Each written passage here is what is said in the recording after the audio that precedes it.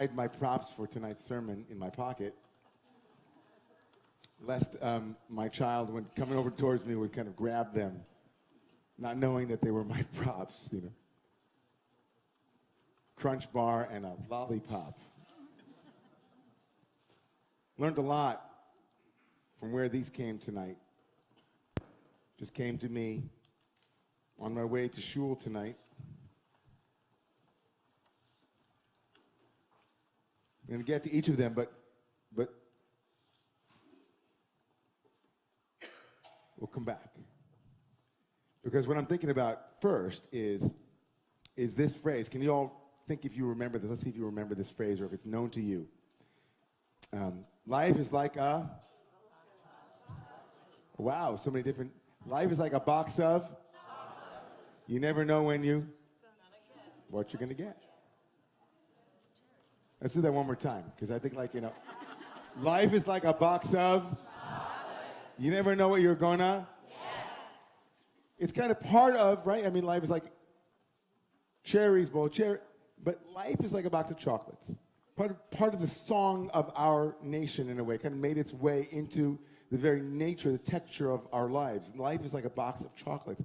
It is unknowable. You never know what you're going to get.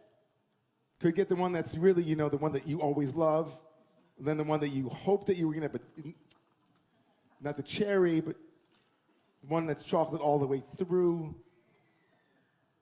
And then if you're like me, if it's a bitter chocolate, before I met my wife, I hated bitter chocolate. I've learned a lot from my wife.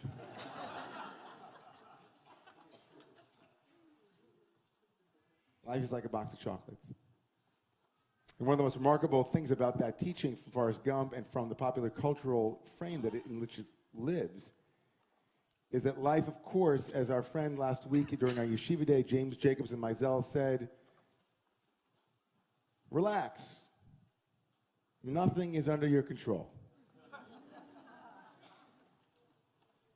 We might not agree with that. We might think that many things are under our control. And in fact, many things are, or at least seem to be under our control. But for the most part, life hands us a box of chocolates, and we don't know what we're going to get. Life hands us uncertainty, unknowing. And most powerfully, it gives us suffering. It gives us pain. It gives us challenge. It gives us difficulty. It gives us crucible. It gives us both what we want and what we don't want, and in both directions, we suffer. It's pretty remarkable. As I was this past Wednesday night up in Westchester for a series called The Buddha and Moses in a Dialogue, and we began with the basic noble truth of the Buddha. Shakyamuni Buddha, the prince who recognized and formulated 4 noble truths about the world, and began with life is suffering. Life is suffering.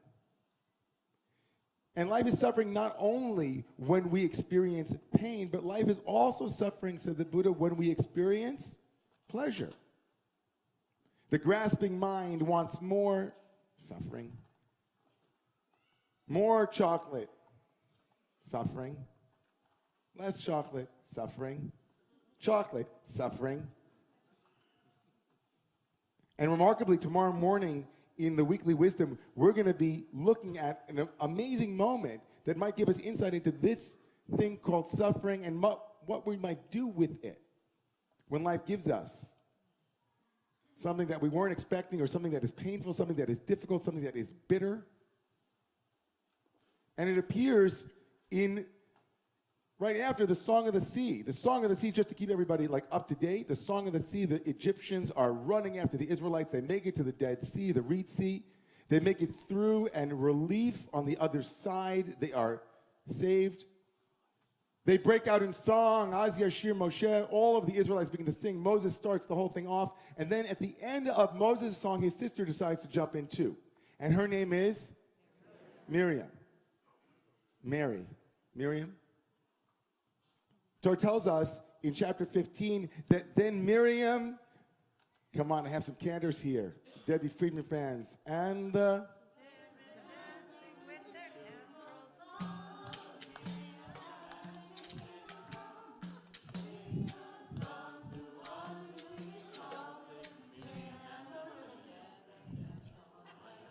So if you don't know that little cultural thing there, it's kind of a Debbie Friedman song, quite famous for those who know. For those who don't, Miriam, the prophetess, took the sister, she took the women, they went out, and they began to sing a song.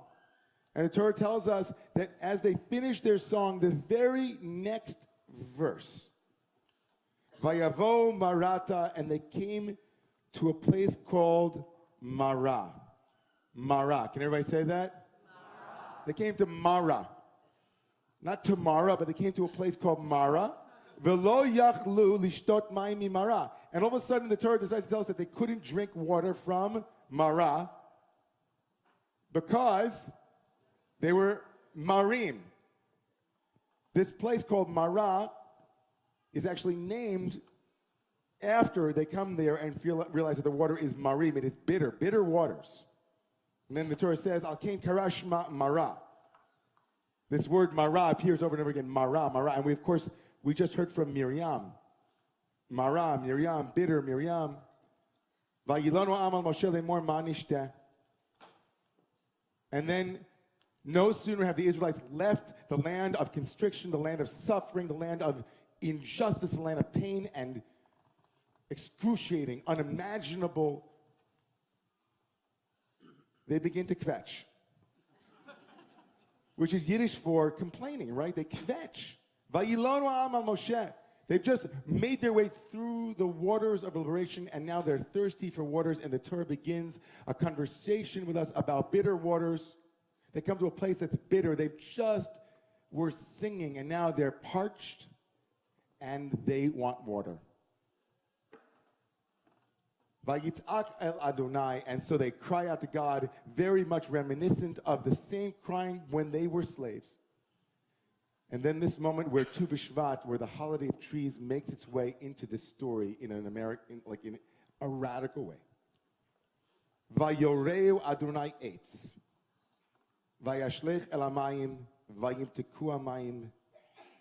And God yorehu to Moses eitz, a tree. And Moses takes the tree and throws it into the water, and the waters become sweet. What kind of tree sweetens bitter waters? What kind of tree sweetens bitter waters? The rabbis have a lot of ideas. The rabbis say, "Oh, what tree was it? It was a willow tree." And some rabbis say, "No, it was an olive tree. It was all kinds of. There's edamame. There's all kinds of lots of trees." Says one rabbi, this tree, irrespective of the kind of tree it was a miraculous tree. It was bitter. And says the Midrash, a bitter tree put into bitter waters makes something sweet. And the Midrash goes on to say, you know something? Here's something remarkable.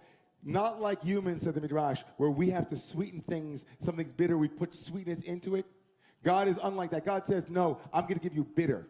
And the bitter tree is put into the bitter waters, and it comes out sweet. And then another rabbi comes along and says, no, here's what it is. Even if it is still bitter, it's Torah. How do I know that it's Torah, says the rabbis? Because the word vayorehu, which means, and God showed him, is not God showed him, but God taught him from the word Torah. Vayorehu means, and God Torah'd. He taught Moses the tree. It's a remarkable rabbinic gloss on a tree, on a night of trees, at a turbulent, bitter time, both for me personally, let's say, as a human, and for us around this broader national landscape. What would it mean to unpack putting Torah, teaching Torah, throwing something bitter into something bitter? On one level, it's simple, everybody. It means that in order for us to sweeten waters, we don't just put sweet onto bitter. We double down on bitter. We double down on what's difficult. We double down on what hurts. We double down and we enter into, like we said on the high holidays, we stay in the room. When the waters are being troubled, we don't decide, let me just bring a whole bag of sugar. We actually invite more bitterness in the form of Torah of truth. We bring truth to bear. We bring honesty to bear. We bring softness to bear. We sit with the Mayim Marim, the difficult, bitter waters. I mean, come on, everybody. In the story in the Bible, does God have a shortage of ways of bringing water to the Israelites? Next week, God will tell Moses, forget about making the water sweet. Just hit the rock. And then a couple of weeks later, God's going to say, you know what? Don't hit the rock. Just talk to the rock. But this moment, right after the joy and the song of the sea, God says, here, the waters are bitter. The people are complaining. Things are not right. There is, as the Buddha would say, dukkha, dissatisfaction. They were relieved and released, and here they encounter difficulty. And the Midrash says, God says to Moses, let me teach you the way of throwing Torah, that is bitter Torah, into bitter waters and making them sweet. What a powerful lesson for me, for you, for all of us on some level. If not personally, then let's look at candy. I asked my son, Tal, about this lollipop. He said, Abba, it's not my favorite one. And I said, why? He said, you know, I always start with the one that I don't like so that I can get to the one that I do at the end. It's okay for it to be bitter in the beginning as long as it gets sweet at the end. In fact, he says, I choose the bitter because I know that the bitter will be the way towards the end. If we enter into the question of suffering, if we enter into the question of dukkha, of yisurim, of pain, of mar, of bitter, which of course is so much a part of the Passover narrative, the Passover story, the maror, the notion of the bitterness of slavery, the bitterness of injustice, the bitterness of the imperfect, the bitterness of what I was hoping for and the expectation, the lofty ideal that has now come crashing down in the reality of this is my life, this is messy. I thought that leaving Egypt was going to bring us into this wide expanse. We were going to sing songs, it was going to be a rock concert. First, Moses comes down and he's playing, jamming, and then Miriam just stands on the beam and says, everybody, let's go, and it's great. And then literally the next moment, the waters are bitter. It's hard not to think, of course, immediately of where we are this weekend, not only in terms of the holiday of trees, not only in terms of the amazing Mary Oliver, the Miriam, whose songs we sang tonight, not only the Miriam, the prophetess, but of the Women's March. I said it.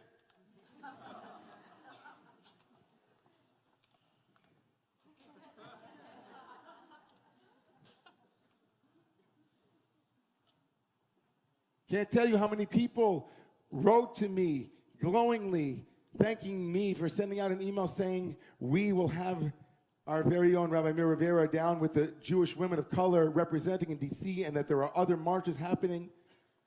Can't tell you how many people wrote to me telling me how disappointed they were. That I said that we would stay in the conversation.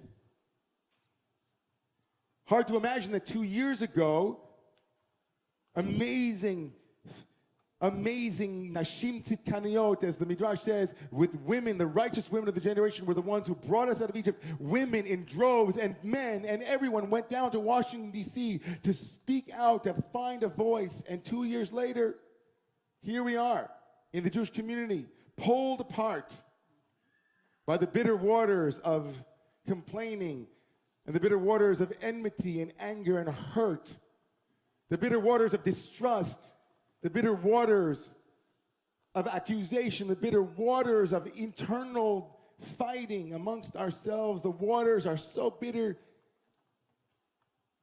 And I and others said, let's throw some Torah into those bitter waters. Let's throw some light. Let's throw some truth. Let's speak up and say that if you don't repudiate hatred absolutely, unequivocally, then you should step down from leadership. The movement is bigger than who you are. But that we give them a chance to do tshuva. We give people a chance to tell us their story, that we don't go on social media and dehumanize those whom we think are dehumanizing. We take a step back and we take a deep breath.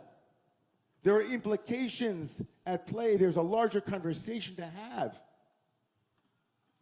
We throw some Torah that might be bitter into those waters. There's a great Hasidic Rebbe. His name was the Meir Shiloach, the Ishbitzer. Ishbitzer Rebbe. The Ishbitzer Rebbe writes on this teaching of what it means to throw Torah. Listen to these words. He quotes the Aramaic commentator, the Onkelos, who says, "Umitargeminan ve'alfei Hashem a'a." He says that God through a tree is translated in Aramaic as God taught a lesson, gave advice. And the Ishbitzer in the 19th century goes on to say, says that even if you think that you're so holy, there are people who are distant. There are people who are far away, people who have fallen, people who have made mistakes, people who don't deserve to be called holy, who are off the way. He says to them, we have to go and teach them the ways of love and compassion. We have to go and teach them the ways of love and compassion. That God throws love and compassion into bitterness in order for there to be compassion and love. And how has that ever happened without listening, mutual understanding, dialogue, the courage to speak? And so when people say Rabbi Mira Rivera went down to D.C., we say she went down to walk with and to protest against. Let that be clear. There are bitter waters. And sometimes we have to turn up the heat on its bitterness in order for it to become sweet.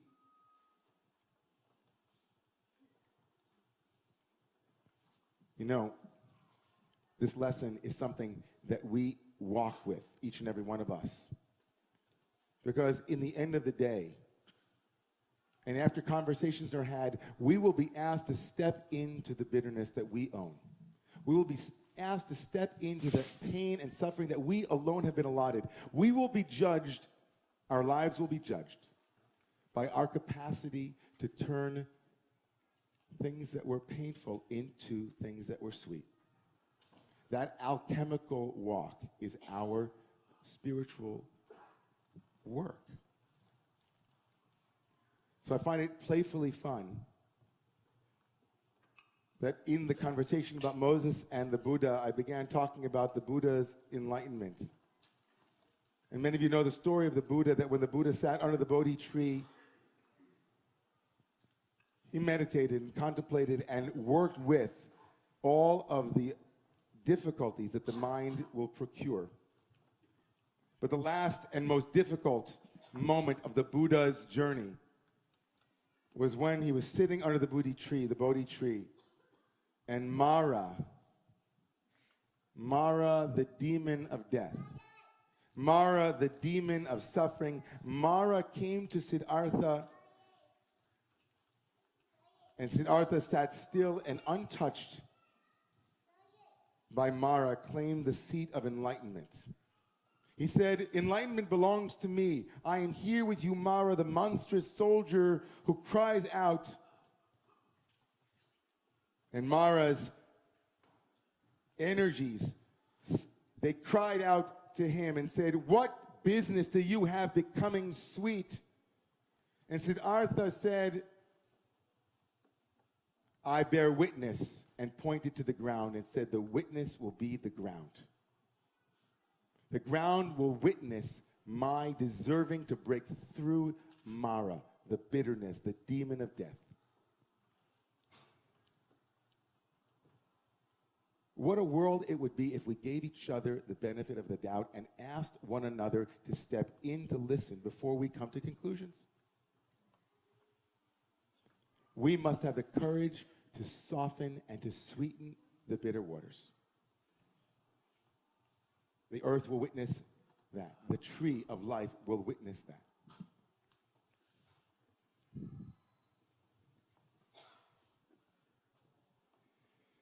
Mary Oliver said in her last book, Thirst. Thirst.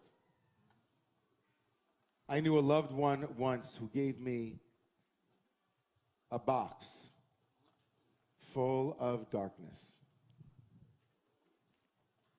It took me years to understand that this too was a gift. Life is like a box of darkness. It takes our courage. It takes our fortitude. It takes our commitment, our dedication, our unwillingness to give in to the voices of hatred, to the voices of closing off our hearts from the one who stands before us, calling them on what needs to be called, asking them to rise to the occasion so that every human being is seen as holy and as beloved. That is turning a box of darkness into a gift. So I want to thank my son, Tal, because he taught me a lesson 15 minutes before I arrived in shul today that I had learned, and some of you heard me say, that once there was a great Hasidic Rebbe before whom two little boys were brought for a blessing. And the Rebbe, the seer of Lublin, he took a little scotch, a little schnapps, and he kind of gave it to the first kid, which, by the way, he shouldn't have done. But anyway, he did.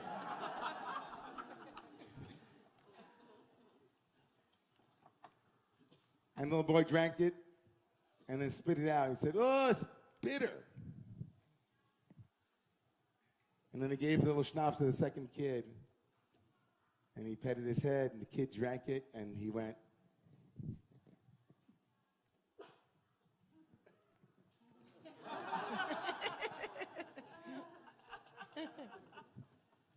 and he looked at the second kid, and he looked at the dad. He said, this one will be great. He knows that it's bitter in the beginning, it's bitter in the middle, and sometimes we make it more bitter, more truthful, more honest, more turbulent, more real. But if we wait long enough and we abide in that place, we get to the sweet, sweet, sweet gift.